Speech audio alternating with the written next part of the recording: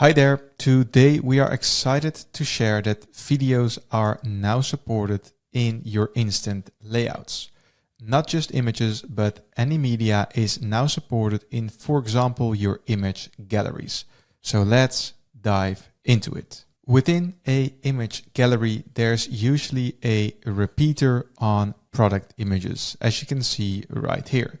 And this ensures that it will automatically display all of your product images. But now we can also repeat on product media. And when we do that, it will not only show the images, but any type of media you have uploaded for this product. So also your video. So for the slides, we have repeated it on the product media. Let's do the same thing for the thumbnails. Currently being repeated on product images. Let's change this to media, and right here we can already see a video. When we select the media element and look at the right side of the builder, we can see the editing options for media. So of course we can see the editing options for images, fit, fill, and the quality, but now we can also see the video options. So we can set autoplay to on, off, or loop. And when we set it to loop, we can either show or hide the controls.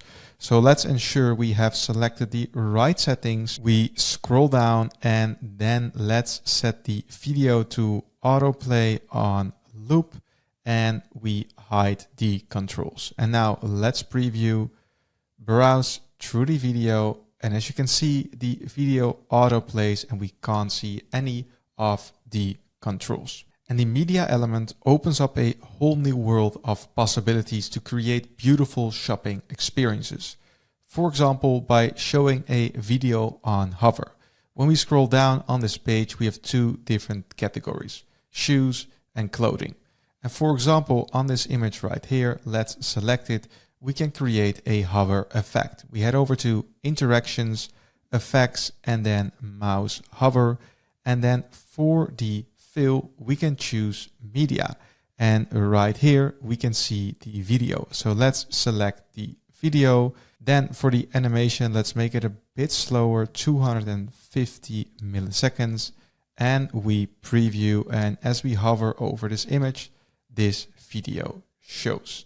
And that's it for this product update. So thanks for tuning in. I hope you have a good understanding on how the new media element works, and see you in the next video.